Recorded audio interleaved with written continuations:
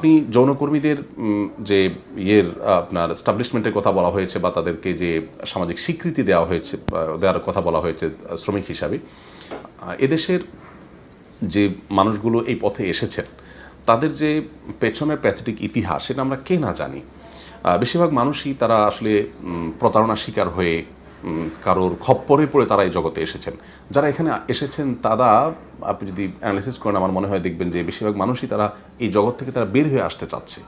আপনি তাদেরকে স্বীকৃতি দেওয়ার দাবি করে মূলত যে সাপ্লাই চেইন তাদেরকে এই পথে এনেছে সে সমস্ত দালালদের কাজের স্বীকৃতি আপনি দিচ্ছেন প্রকারান্তরে। আমরা যদি তাদেরকে পুনর্বাসনের চিন্তা করি বা চেষ্টা করি, সেটা সমাজের জন্য যেমন অর্থবহ একটা উদ্যোগ হবে, তাদেরও সেটাই চাহিদা আমি বিশ্বাস করি অন্তত। সেই সাথে বৈবাহিক দর্শনের কথা এখানে উঠে এসেছে, এটাও পশ্চিমা একটা আইডিওলজি এখানে চাপানোর একটা চেষ্টা মাত্র। আমাদের দেশে 18-20 কোটি মানুষের এই বিপুল জনগোষ্ঠীর মধ্যে কয়টি অভিযোগে পর্যন্ত স্ত্রীরা থানাতে বিভিন্নভাবে করেছেন যে তিনি বৈবাহিক ধর্ষণের শিকার? তাহলে এই অপ্রাসঙ্গিক এবং অবান্তর বিষয়গুলোকে টেনে এনে এস্টাবলিশ করার চেষ্টা হলো জাস্ট পশ্চিমা চিন্তাধারাকে অন্ধের মতো এখানে বসানোর একটা অপচেষ্টা মাত্র।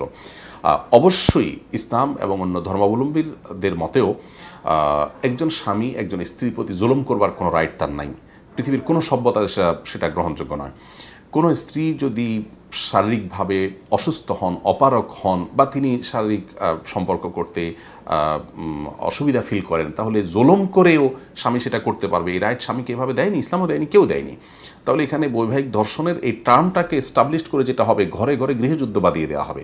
কোনো স্বামী স্ত্রী মনোমালিন্য তৈরি হলে এটা নিয়ে স্ত্রী নালিশ করবেন, কারণ এটা তো প্রমাণ করবার আসলে কোনো সুযোগ নেই।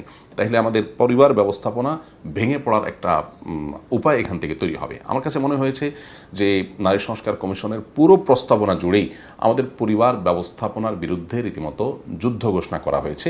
এবং এদেশে মানুষের যে সমস্ত পয়েন্টগুলোতে কোনো ভিন্ন মত নেই, ধরুন আপনার যৌন কর্মী যাদেরকে বলা হচ্ছে পতিতাবৃত্তি, এটাকে মুসলিম, হিন্দু, খ্রিস্টান, বৌদ্ধ এদেশের প্রধান 4 ধর্মের মানুষের সকল ধর্মগ্রন্থে এটা গৃহীত এবং নিষিদ্ধ, এবং এটা এদেশের মানুষ বিশ্বাস করে। তাহলে এদেশের মানুষ যেটাকে ঘৃণা করে সেটাকে আপনি চাপিয়ে দিচ্ছেন অধিকারের নাম করে, অথচ সেটার কারণে এইডস সহ নানাবিধ আপনার রোগ বালাই ছড়াচ্ছে, মানুষের স্বাস্থ্য ঝুঁকি তৈরি হচ্ছে, এবং যাদেরকে এস্টাবলিশ করতে চাচ্ছেন তারাও আসলে মুক্তি চাইছে, তারাও কারো খপ্পরে পড়ে এই জগতে এসেছে। এটা হলো আমাদের সমাজের বাস্তবতা। অতএব আপনি এই জায়গাগুলোতে পশ্চিমা আইডিওলজিকে যদি জোরপূর্বক এখানে গেলাতে চান, আমার মনে হয় সেটা কখনোই সফল হবে না। এদেশে মানুষ কখনোই সেটা মেনে নেবে না। এদেশে মানুষের চিন্তাধারা, তাদের মূল্যবোধ, তাদের কৃষ্টি কালচার এটাকে ধারণ করতে পারে এরকম মানুষজন যদি নারী বিষয়ক সংস্কার কমিশনে আসেন এবং এই কমিশন যদি পুনর্গঠিত হয়, আমার মনে হয় সেটা সত্যিকার অর্থে নারীদের অধিকারকে সুরক্ষিত করবে এবং নারীদের যে বঞ্চনা আমরা সমাজে দেখতে পাই সেটা দূর করতে সক্ষম হবে।